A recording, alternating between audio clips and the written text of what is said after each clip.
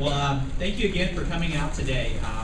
It is a great honor for me to be here with such a prestigious panel of graphic novelists. Today also marks a wonderful occasion because what we're seeing across the nation is the graphic novel industry and the professional world are coming together to really advocate for the visual format. And what we're also doing here in Texas that is unique is the Texas Library Association is actually the very first state organization to adopt a recommended reading committee that reviews graphic novels and manga for middle through high school readers. And it is actually, if you see in the back, there's some posters that we have, and they're available for you. And the list, what it does is it allows all the libraries in Texas, public, school libraries, to utilize it, because one of the things that when we were putting together the Mavericks Committee, which is what it's called, was that although graphic novels and mangas are in a lot of libraries, the librarians don't usually read this format. There are not a lot of that usually reads this format. So the question that we get is that, I need help in my collection development. So the committee was put together. It took 3 years for us to do the research to support the committee. And what we saw was that even though the graphic novels and manga represent maybe a new fraction of the overall collection of a library, it circulates about 30 to 40% of the entire collection. So what you're seeing is really attention to this format. And so, so that's what we're doing with the committee. There are 9 members to the committee. If we have librarians in the crowd, the committee is open to members that you can come and volunteer your service. We do read over, last year we had over 200 entries for the committee. If you'll notice, Terry's Echo is on there, and also Gene's Eternal Smile made the list as well. So again, thank you for coming out and supporting the graphic novelists, supporting your readers, and then also supporting, in essence, all the libraries that collect and support graphic novels. Again, just kind of reiterate, we do have time to reserve for Q&A after the panel, and there's the signing afterwards as well. So I just wanted to introduce, this is immediate to my left is Gene Yang, and so I was very fortunate to have met Gene a couple years ago, and have read American Born Chinese, which I absolutely love, and so it's actually the very first graphic novel to win an ALA, which is the American Library Association Michael Prince Award for excellence in young adult literature. Gene, of course, lives in San Francisco with his wife and son, and teaches computer science at a Roman Catholic high school. Next to him is Terry Moore. And Terry Moore is a creator of the Eisner-winning series, Strangers in Paradise. For 14 years, Terry has self-published over 100 issues of SIP. The series came to an end about 2007, but Terry's published another award Eisner-nominated series called Echo, which is on our Mavericks graphic novels list. Excuse me.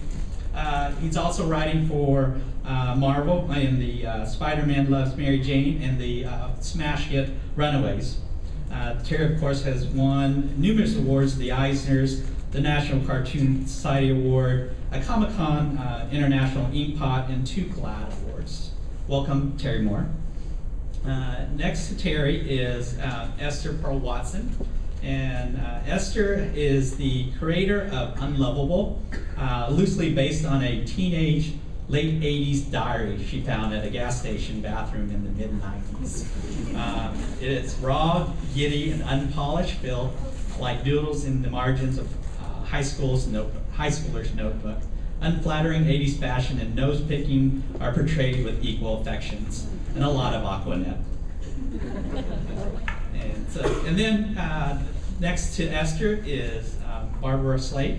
And Barbara is an artist, cartoonist, writer, teacher, whose work has been included in greeting cards, comic strips, and over 300 comic books and graphic novels for DC, Marvel, and the Archies.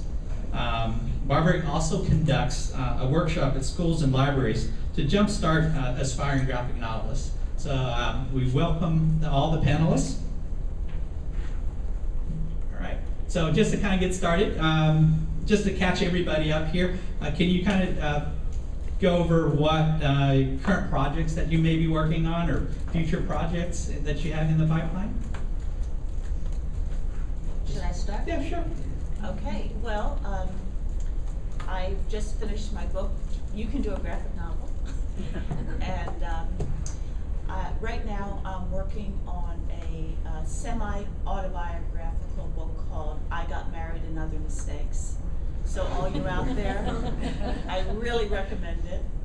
And I do a lot of Betty and Veronica. I do a lot of Betty and Veronica comics, and I love working on those girls because they're such opposites, even though they both love Archie.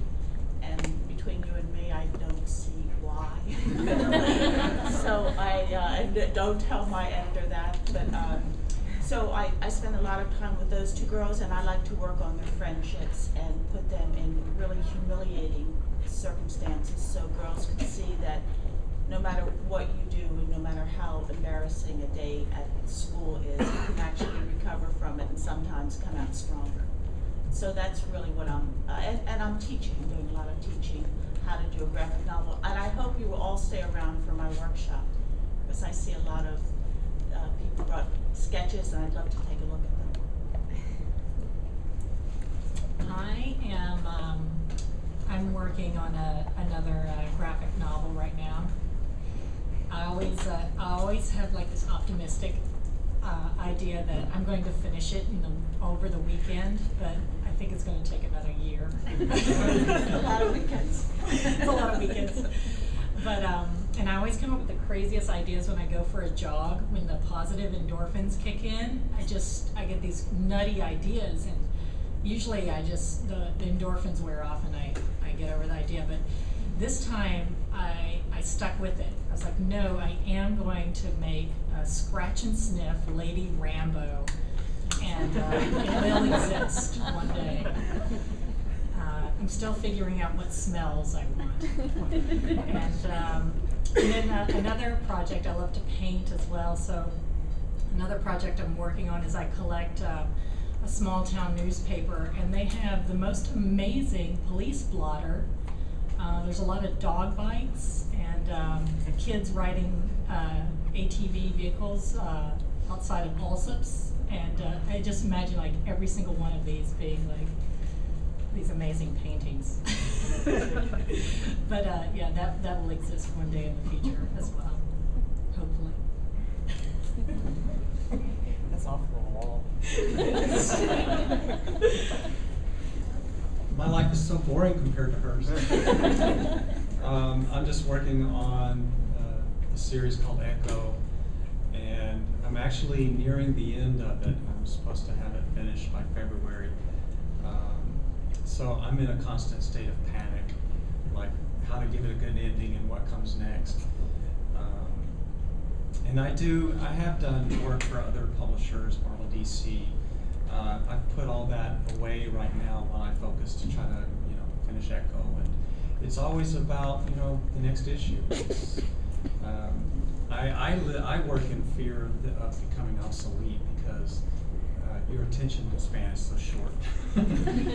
So I feel like whatever I did last week is so over, and it's all about what am I going to feed you next, and so I work in fear. I have a short story and a Marvel comic coming out. And it's the very first time I ever got published by Marvel. I grew up reading Marvel, so I almost peed my pants when they asked me. It's in a book called Strange Tales, where they ask alternative cartoonists to do takes on some of their characters. So I'm doing a story about Frogman. Anybody heard of Frogman? He's this really obscure Marvel Comics character. So I just recently got paid for it, and they had Spider-Man on the check, and I almost didn't cash it.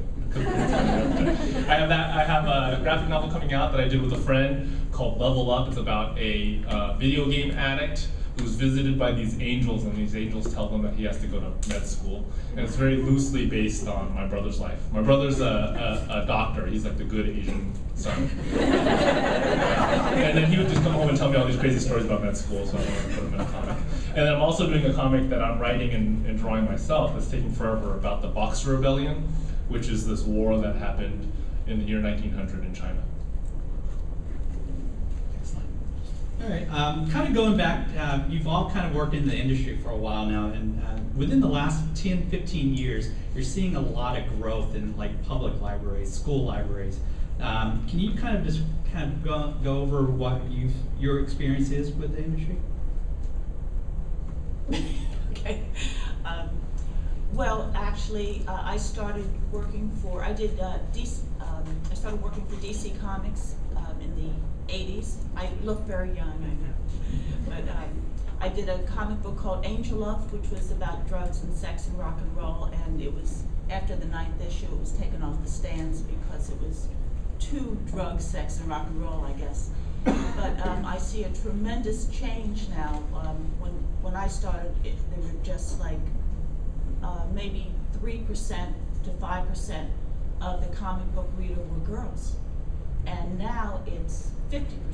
So that's heaven to me. I'm so happy women and girls are reading comic books, and I would say that's the biggest change. And also going into libraries and seeing the graphic novel section there is wonderful. When you said you live in fear, Terry, I lived in fear every day of my comics, never selling because there were so few girls who read them.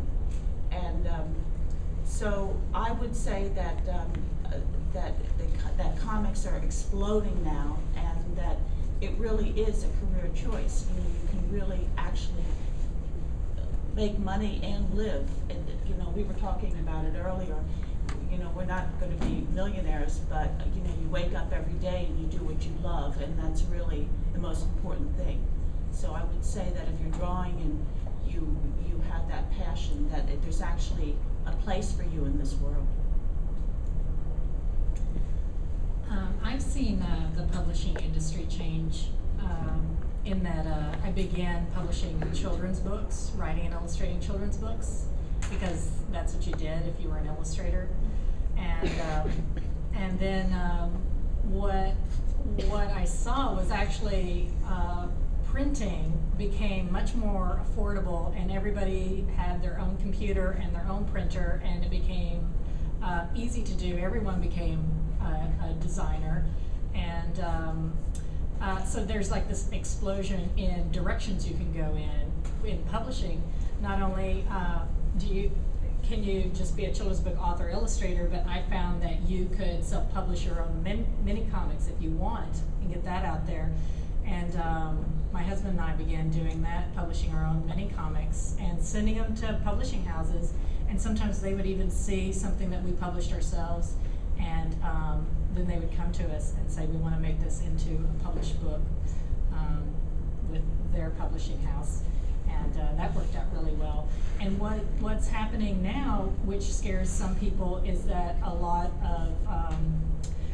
of books are now going digital, and there's kind of like this, I feel like it's this exciting Wild West time in publishing, where a lot of the publishing houses are looking for the future enhanced media to be created. And they're looking for ideas. And the last time I was in New York last November, and my husband and I went to several different major publishing houses, and they were like, do you have any ideas for enhanced media? I was like, well, tell me what that is. They're like, I don't know, you have to invent it. Come back to us with a good idea. But the way I'm seeing it, so far, it looks like it's pretty much what you're seeing online, where you're reading some text, and then if you want to know anything further, you can go and see a map. You can see a little animated short background story, an actual interview. You can integrate video and animation and illustration and all kinds of other things into a text instead of just looking at it on a page. But I love paper, and I love books, and I even in my suitcase I packed tons of books and dragged them all the way over here just so they'd be near me. So I imagine in the future books will be highly collectible. I agree with the last statement. When I began, comics seems so irrelevant these days because it's all so different. So I don't even waste time talking about it anymore. But I've always been a self-publisher, meaning I've always just tried to eliminate the publisher. It was just me and the printer and then to you. And that's always worked well for me. So I really don't care what kind of problem the publishing industry has. I don't care what happens to those guys. I really feel like it's directly between me and the reader. One thing that I have always noticed is how much I like the look of my comics when they're on Photoshop on this big screen. They look so much better than when they're on paper. They're big and they're beautiful and sharp and everything. And I've always wished that the reader could see what I'm seeing in the studio. And then, but they don't. They get this printed thing that's printed at 240 dpi and whatever small lines, and there's always a printing anomaly or a little problem or something. So it's kind of like when I see a comic book now, it reminds me of old newspapers where you have all the little flaws and everything, which is actually kind of cool. I mean, I love books, and I would rather have a book of Frazetta paintings than a JPEG of Frazetta paintings. I would rather own a Frazetta than own a JPEG of it. You know what I mean? And also, while I'm continuing the con, all my digital files, my MPEGs and everything, JPEGs, absolutely worthless to me. The CDs, worthless. They're just, I don't care if I lose them, I can replace them tomorrow. So I'm worried about our work becoming valueless. The minute it hits the web, it's worth no more than your last tweet. So, and also the digital enhanced media sounds to me like a blog. What's the difference between a book with interactive pictures and somebody's blog that does the same thing? So I think we're kind of headed for a mass slush pile of creative enhanced media work, and we're going to have to wait again for the neat stuff to rise to the top, and it's going to have to be better than that. So looking forward, that's kind of the mess I'm looking at. Fear. I think all of that stuff is happening, and I'm trying to come up with something new to say that I haven't said yet. But I see a merging of cultures, like something that's been really surprising to me since I started comics just over a decade ago is how much traditional book culture and comics culture has merged. So for instance, in comics, especially in independent comics, there was no such thing as advances. Advances where you get money before you even start your project. In comics, you used to finish your project, you would get it published or you would publish it yourself. You'd get it solicited and then distributed, and then maybe at the end, you would see some money come back. And when you saw that money come back, you could use it to maybe buy a nice dinner, right? And in book publishing, they give you money before, like when you have an idea, you call up your editor, I got an idea. And then sometimes they give you money, which I think is a ridiculous way of doing things, but that's how they do it. So nowadays, I think they've merged so that comic book publishers, traditional comic book publishers, are sometimes offering advances, and book publishers are offering smaller advances. That's how I think that's merging. Second is, I think comics has always been has always had a very participatory culture, where people dress up as their favorite characters, and there's a lot of interaction between creators and fans through like conventions. In the past, it was through conventions and through letters columns. A lot of that has been brought into book culture now, where you have folks, you have kids dressed up as Harry Potter walking around, and you do have a lot of interaction between regular prose authors and their readers through the internet. So that's what I see. I see these two cultures merging and becoming one. Excellent. Well, I heard this question the other day, and I thought it was fascinating, and I wanted to kind of ask you. So if you had the opportunity to call yourself your 15, 16, 17-year-old self and had 30 seconds to give yourself some advice, what would it be? Buy Apple stock.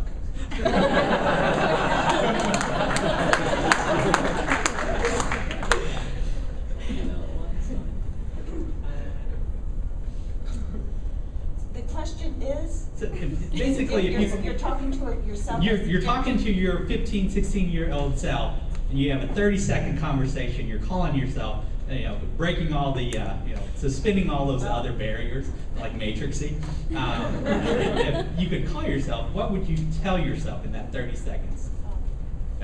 Maybe pertain more to the industry as opposed to buying the Apple stock. Which would I would really tell myself basically what I tell myself every day, which is just keep doing it, because when I was 4, my babysitter was the babysitter from hell, but she knew how to draw, and so she would just talk to her boyfriend all night, pay no attention to me, but she always left drawings on my bed at night. So we had this deal, we had this pact that I would beg for her to be my babysitter and she would just draw for me. So I knew when I was 4 that that's what I wanted to do. So I guess I would tell myself at 4 or 5 or 16 just to, just do what I do, and that's it.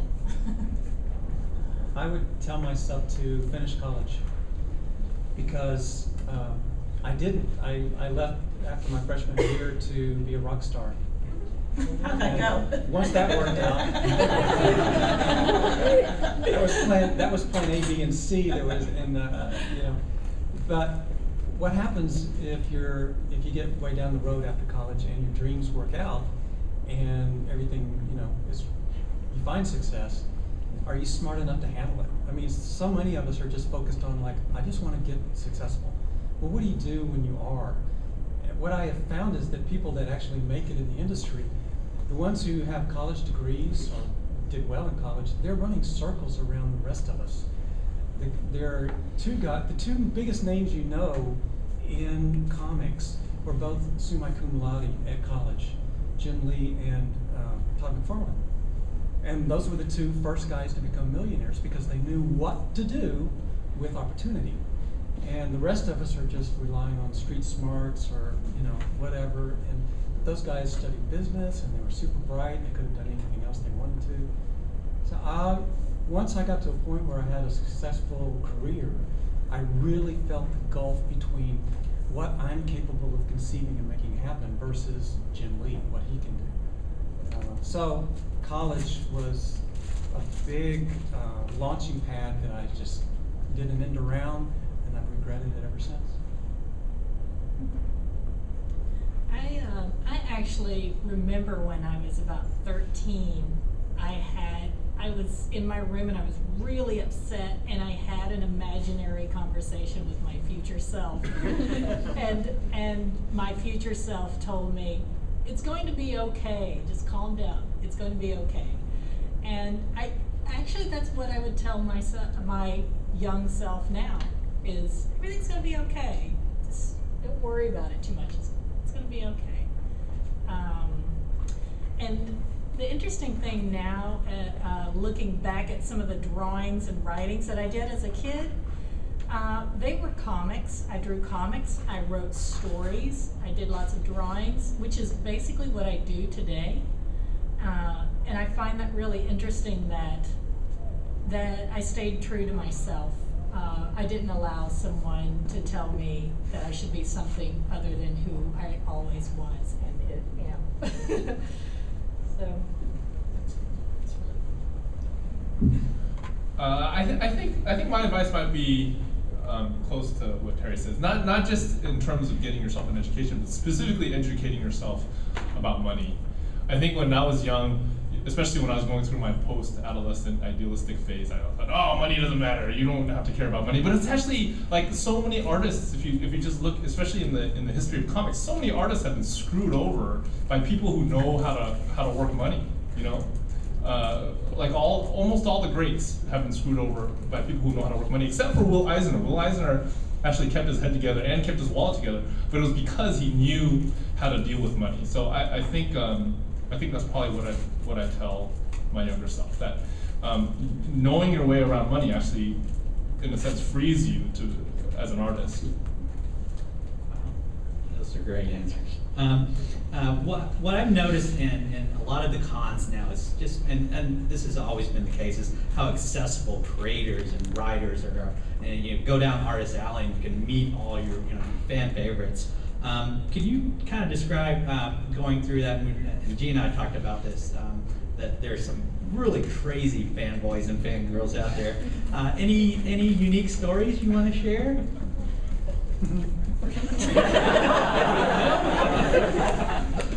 Oh, that's a book.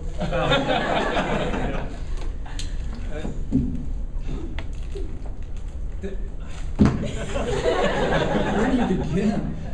One of the first things I ever noticed about conventions was everybody's there because they want to be.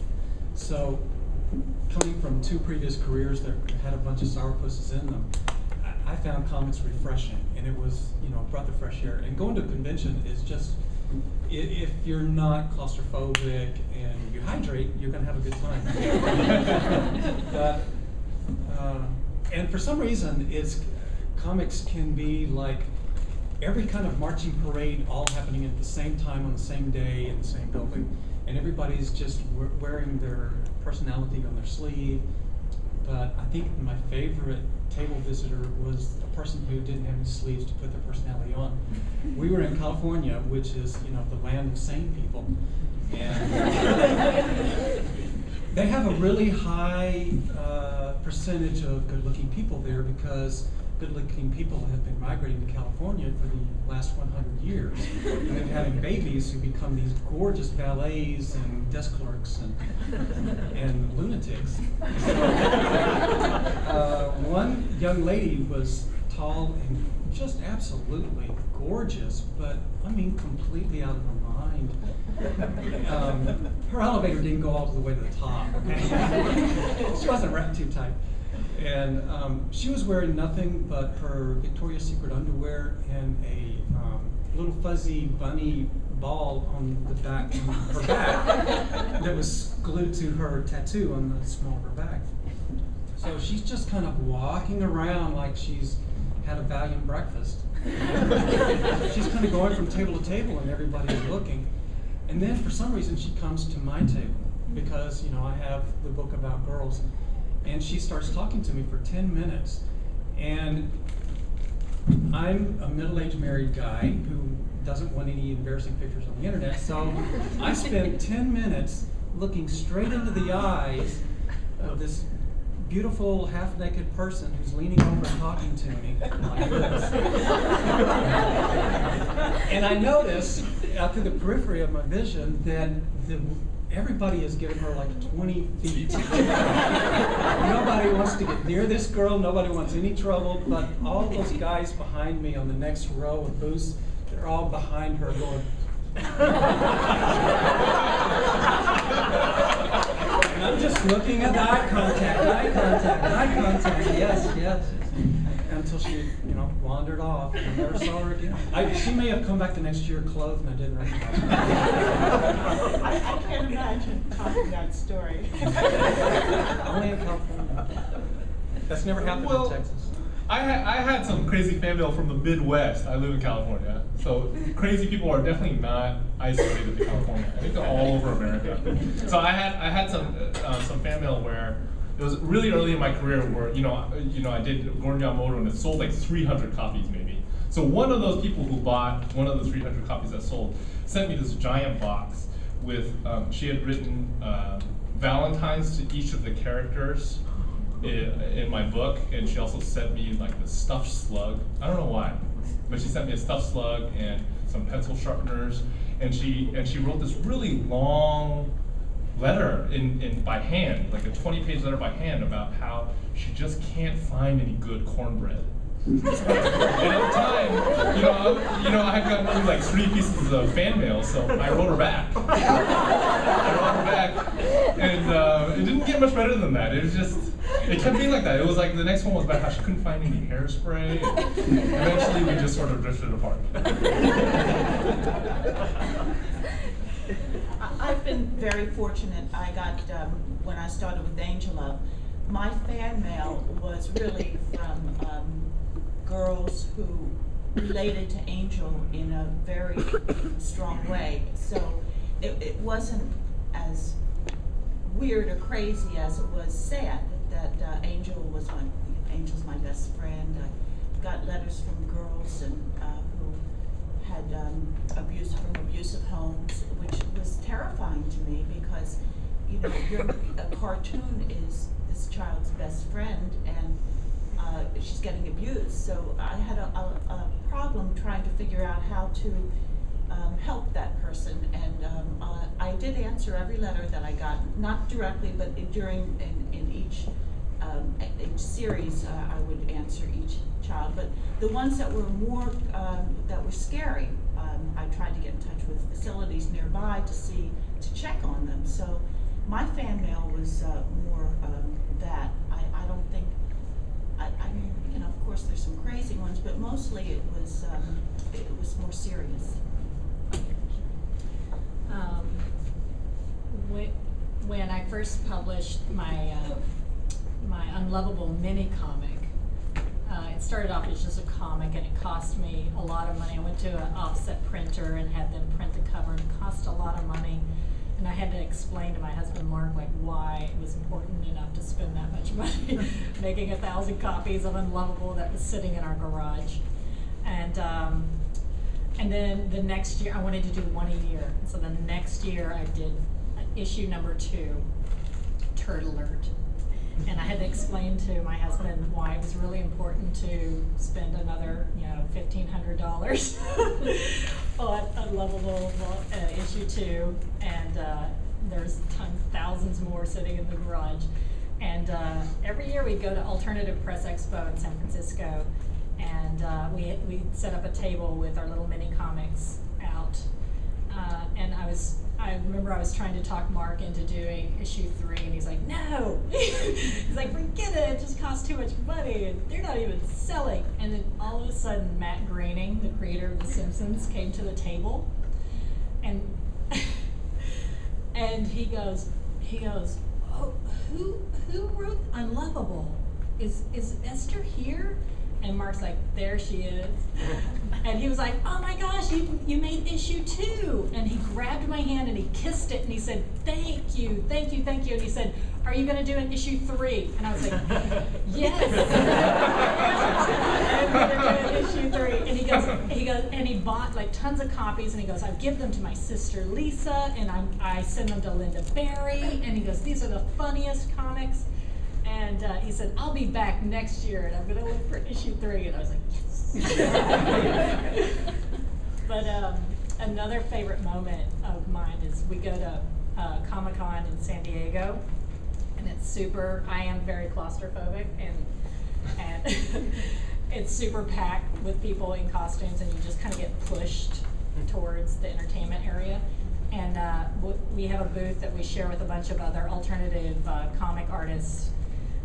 And we all split a table so we can afford this table, and nobody, every once in a while we'll get a crowd of people, but most of the time there's nobody in front of our table.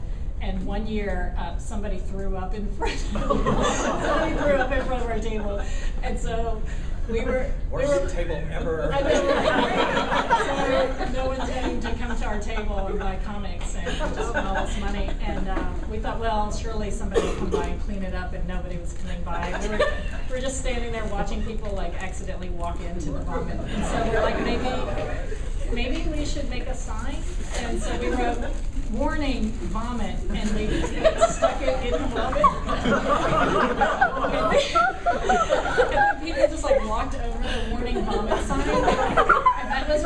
that was entertaining for a while, but the best moment was when somebody in a little motorized cart drove over the warning bumping sign. And by that point, it had been like trampled over so much that it didn't matter if it got cleaned up or not. Well, thank you. This is going to lead us into our next section. We have 2 microphones here, and we are going to do a little question and answer for the audience. So please feel free to come up.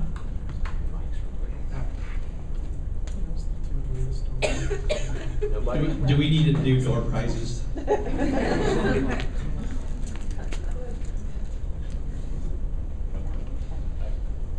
Is this thing on? I don't go near microphones very often, so. Yeah. I guess I have 2 interrelated questions. Can you describe a little bit the creative pressures of going from an independent comic to then having to deal with an editorial staff at a major publisher?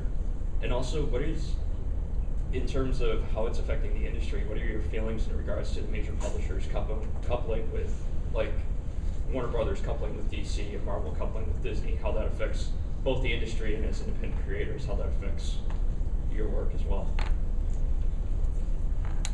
When you work for a big publisher, it's really, I used to go to these, I saw my editor maybe once a month, once every other week, and that's the only time I actually went into the building. So you spend 99% of your time in front of your drawing board or in front of your computer, and the rest of the time is, you have that one day when you go in for, someone will invite you out to lunch, and it's the most exciting thing. So, and then I get, I try to look as cool as I can and go in. But you really don't see anybody. Every once in a while I'll pass somebody in the hall who's a writer or an artist and say, oh, that must be so and so. But it's a very isolating career. So it's something that you really have to love being by yourself. I'm not sure if I'm answering those questions, but I wanted to get that in.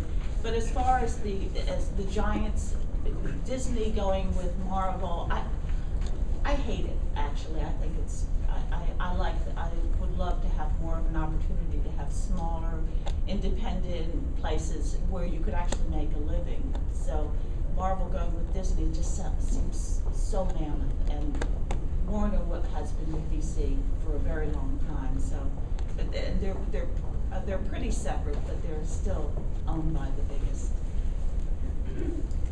I know I've worked with major publishers like Harper Brace and Hope Mifflin, which have now merged. But and I've also self-published and worked with Fantagraphics, a smaller publisher. For me, the bigger publishers, they want to make sure this book sells. So they usually want to make sure they want to read the manuscript. They want you work with an editor to perfect that manuscript, get the wording just right. Then they're also going to run your idea by the marketing department, and the marketing the marketing department says, who is going to buy The Pain Tree and Other Teenage Angst-Ridden Poetry? Really? Who? And if they don't like the idea of your book, they can actually kill it, whether the editor likes it or not, unless you have an editor that's really high up there and really just says, no, we're publishing this book anyways. An editor, though, with a major publishing house, those editors they're really good, and the suggestions they make sometimes are really good, and they're worth considering. My husband and I co-published a book called What You Mean What's a Zine, and we actually commissioned a bunch of zine artists and mini comic artists to do a couple of pages. And one artist was he did a whole comic of where he comes up with his ideas, and he had some funny little comments in there that involved a machine gun and the President of the United States. And our editor was like, you need to tell him to remove that from his comic. And we said, well, you know, he self-publishes, so he's not used to making changes. And we have a feeling he might not be too open to us suggesting that he make changes to his comic. And she said, well, if you want this book to be in any library, you would have him edit that comic. And Mark and I thought about it, and when I grew up, one of the places I got to see books was in a library. I spent a lot of time in the library, and I wanted this book to be in a library. So, especially school libraries, because this was a book created for teens. So we took the editor's suggestion. We talked to this artist. He's a really amazing comic artist. I think Doug even has his book. But luckily his grandmother was a librarian and he understood, so he redrew the comic for us. Whereas on the opposite end of the scale, working for Fantagraphics, they read it and spell check it and that's it. And they're not going to make that much suggestion. There is a pay difference where the more freedom you have, it seems like the smaller the paycheck you get. And then the more you have to compromise, it seems like the bigger paycheck you get. That's been my experience. And then you can self-publish and you can break all the rules, which is fun to do too. That's true. You do have freedom of expression. Where you start losing is if you want to use, depends on how far into the mass media you want to get with it. If you want to use the United States postal system, boom, there's a set of rules. If you want to publish with the publisher who's trying to make sure everything ends up on a coffee table, boom, there's a set of rules. That's just the way it's played. I've enjoyed self-publishing because every comic book is just like my own little black sketchbook notebook. I can put whatever I want in there, even too much prose. Every page is totally a chance for me to ruin my career and tank the entire series. But when you work with Marvel DC, they're in charge of iconic characters who are carrying today's American myths or global myths. They're in charge of today's mythology. And nobody wants a guy coming in from left field saying, I think Zeus should be gay and slaughter everybody on page 2. You know, if you want to self-publish that comic, you're golden. But if you want to do it with the people that own the franchise, then you're going to have to realize that it's kind of like being in the White House. If you're writing Superman, he's just on your watch. You don't own Superman. You can't undo the franchise. He's just on your tenure for a period of time. You need to leave him in better shape than when you found him, and you need to realize that you're dealing with the only heroes that we have left in pop literature. You know, they're kind of like today's Greek and Roman gods, is how the editorial staff views them. So they treat them that way. They don't want to use them to go after intense literary ideas. They want them to be entertaining, and they want them to stay close to a plus-minus scale. So if you're good at being able to work inside those boundaries, then it's actually a very good opportunity. Because I have found, as I began to learn that if I would not work quite so uncensored, if I would not, for instance, if you have a breakup fight, typically in a breakup fight, it's completely X-rated, what you're saying. But if you think, okay, how can I not say all that verbatim? You end up coming up with more refreshing ways to get the same points across. Because the reader is not looking at a familiar string of words, they'll suddenly pay attention. People tend to gloss over anything that looks familiar. And if I write down all of our breakup fights verbatim, it's going to be very familiar turf. So I learned that lesson on my own. if you take that and enhance it, you come up with your next challenge for writing Green Lantern story. So it's, it is, there's a set of rules, but it's like the rules of football. And if you can learn how to play it inside those rules, you can really find some great ways to shine and stand out on your own merit. I don't really have that much experience working with Marvel or DC, so the only real big company that I've ever worked with is First Second, which is actually a very small group inside of this giant multinational called Macmillan. And when I got in, it was when the New York book publishers were first coming up with lists of graphic novels to publish. So my impression was that they didn't really know how to edit a graphic novel, because editing a graphic novel is very different from editing a traditional prose book. I was very fortunate to work with an editor who is a cartoonist himself, so he gives me a lot of feedback that I find very valuable. But I think it's less because he's an editor and more because he's a fellow cartoonist. His name is Mark Siegel. So that's my only experience. I do think, going back to the whole money thing that we were talking about before, it's if you do understand that dynamic where the more money you take, the less freedom you get, and you understand how to manage your money, I think you can figure out where you need to be in terms of how much freedom you want in your work. But if you don't really understand how all the money stuff works, then you end up I think you just end up taking jobs that you normally wouldn't take, and giving up freedoms that you normally wouldn't give up. Awesome. All right, any more questions?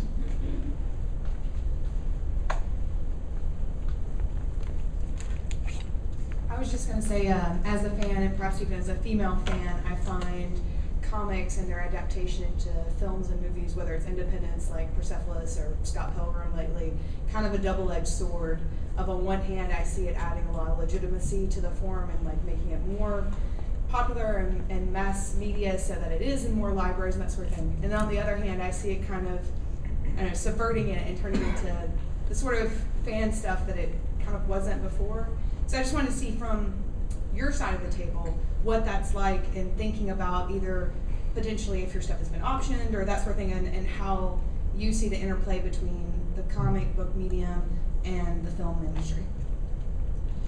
I think the main thing is to have control of your work, and you can keep control of your work if you self-publish, or a little bit more now if you work for the big companies. There was a time when you would work for the big companies, and I remember one time I was fighting for the rights, actually fighting for my right to have some kind of say in the final way my comic looked, and to own some of the characters. And I remember the editor said, well, we'll discuss it. Why don't you go out into the waiting room? This was at Marvel Comics. Why don't you go out into the waiting room and we'll talk to you later about owning your character. And I went out there and I saw all these people waiting, dying to get in. And it was kind of like a lesson. This is in the early 80s. It was kind of like a lesson to me, like, I better just keep my mouth shut and do my work, which I ended up doing. And then as time went on, I was able to own my characters, and now I won't do anything unless I own my characters. So it does take time, and I think it's important to own it. But I also feel like if you can get your foot into the door with the big company, in the beginning, to do a character and work with an editor and have somebody help you create your own ideas through that character, I think that's okay in the beginning. I wouldn't turn down. I don't think I've turned down many jobs. May I just ask for clarification? When you say own, do you mean in a legal sense? I mean in a legal sense, where it's absolutely yours. I do have a percentage of some of my characters that I created for Marvel and DC, but the characters I create now are mine. I've recently, since Unlovable's been released by Fantagraphics, I've been getting a lot of phone calls of people interested in wanting to option Unlovable. and a lot of the calls are from some guy, and he goes, "Unlovable, I like this. I like this book. Would you want to option it? Would you be interested in optioning it?" And it has it's about a 15-year-old girl, right? Because they obviously didn't read the book at all. They just know it's a strong character-based story and feel like it's worth optioning, and maybe they can turn around and sell it later. And it just felt like fishing, people fishing. And sometimes I get option calls from women the women who called to option Unlovable always read it. They always had read, I could tell they had read it because they were like, "Oh my God, I'm Tammy Pierce, this is me." And they really related, and they would talk about certain parts of the book and how they related. And I liked that a lot. But each time anybody called, I just sent them over to my agent, who understands the Hollywood world so much better than I do. And he knew instantly. He would know right away to have a short conversation and know right away whether they were with an optioning company that just options a ton of new material and then they resell it, or they genuinely were interested, but they don't have enough power to ever have it made, so it's not worth optioning the book to them in particular unless they associate themselves with someone with more money. It just sounded like a really complicated game, and pretty scary too, because it sounded like, to me, once the book gets optioned, if it's optioned to the wrong person, it's going to be a movie created by a committee of people who want to make money, and so it's just going to be like watered down garbage. So I'm in no hurry, and it seems like my agent's in no hurry, and I think it's kind of good. And getting an agent is key, because most artists really don't know what they're doing as far as optioning off their work. So that's really important, just to get an agent. I think, and also when speaking about agents as well, I think you can feel like you can create something, you can make something, and you'll know when it's time to get an agent. You'll know when you've got something golden you're really excited about, and maybe someone is making an offer, and you're feeling like this is over my head, over my personal experience. Maybe I should get someone professional to help me out. And agents will help you out very easily if you have a project and you have someone interested. Most agents will definitely come and help you out. I think it's harder to get an agent if you haven't even begun to create anything yet, and you're just trying to find an agent first. I feel like that becomes ahead of the game. That's impossible. Yeah. It's too early. Yeah. Unless your agent happens to be a friend. Right. So in that same vein, would y'all suggest like creating your product first, whatever your story is, and then trying to either one, self-publish it, or, I mean, like you said, how do you know exactly when you would get an agent, in the submission process of submitting to places? I mean, this has been my experience, but I had an instructor once tell me, because I was like, what gallery should I be in? What gallery should I be in? And he said, you need a product to sell first. You need to create some paintings first for a gallery, and then you can think about that. And my husband once got an illustration job to illustrate, to do some animated cartoons, commercials for Coca-Cola during the Olympics. And right there, that was the moment where we said, this is over our head. I have a feeling we could get a good amount of money for this. I don't know what it is. I don't know what rights we're supposed to ask for or protect. That was the moment where he said, I need an agent. And he asked friends, he called around, he interviewed different people, and he went with an agent who gave him a discounted deal because he brought them the client, and there was an actual job there. So it could be a win-win for them for sure. It is, yeah. Somebody's gonna help you out if you've got, if somebody wants to option your book and make it into a movie, and Brad Pitt's company wants to option your graphic novel, I'm sure you could find someone out there who wants to help. Jennifer Aniston. Yeah, there you go. She'll be ready to help you. That's such a huge conversation, but I agree with everything I've heard. And it's funny how we're all get on the same track. I guess it's just the physics of how it works. There's a lot of similarities between creators and what they will tell you about this, I guess. I've had an agent, 2 agents over the last 12, 15 years. And I guess the best things I can say in just like a minute or two are, we all talk to each other, creators, when we all kind of first hit on the scene, and we were getting, these people that come up, hand you a card that says, I'm a producer of Warner Brothers, and we quickly learned that they're all bottom feeders. That the conventions will all be, there's just a huge team of underpaid producers in their 30s who go out. Their job is to pick up properties so that they can have them in portfolio for a round of meetings.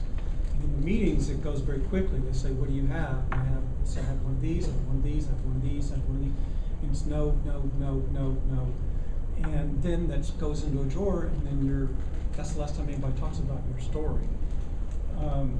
90% of the income in Hollywood is built around not making a movie. It's generated before anything is ever greenlit. It's just the business of buying property and passing it around like stocks and bonds and getting people interested in it. And it's just, they need these options, but they don't need you.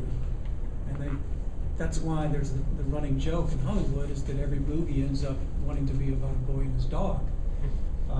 If you just sell your book off and then leave it to them, you just don't know what you're going to get back.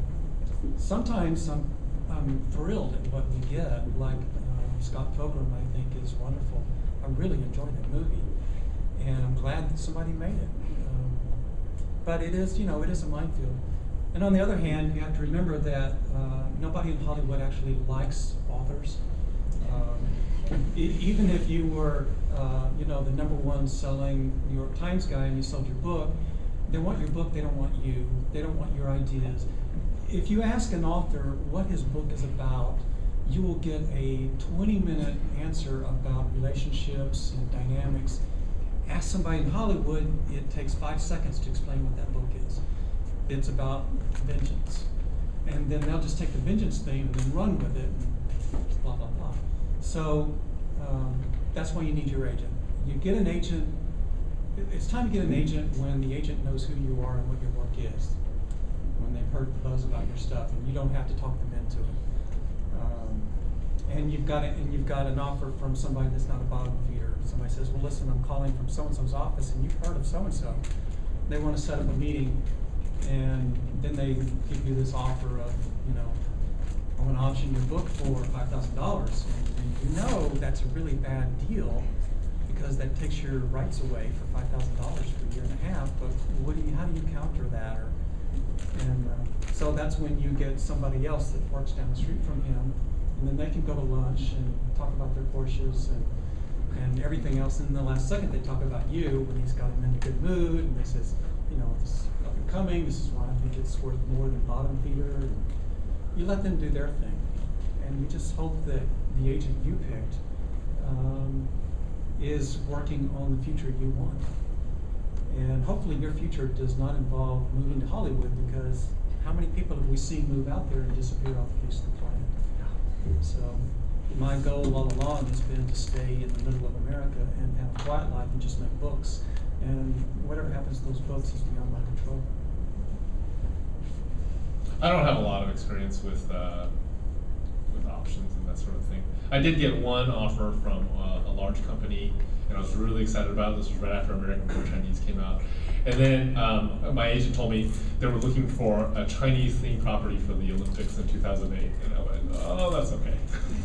So that's about the extent that I've had with with that. I got my agent right after I got picked up by First Second Books. So I think normally it goes the other way. Normally you get your agent first and then your publisher. But if you're starting out, I would really recommend self-publishing, because self-publishing gives you, even if you have an option of going to a publisher, I think self-publishing gives you such a complete view of the process from beginning to end. You know, you deal with printers and you deal with distributors, that it's a real nice way of educating yourself.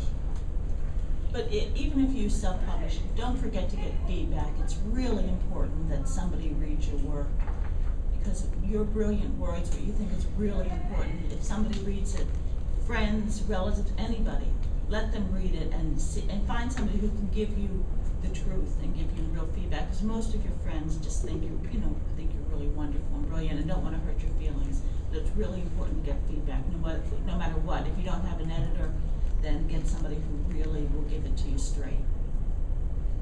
All right, well, thank you, panelists. Thank you, audience. We are now going to move to our next portion, which is the signing.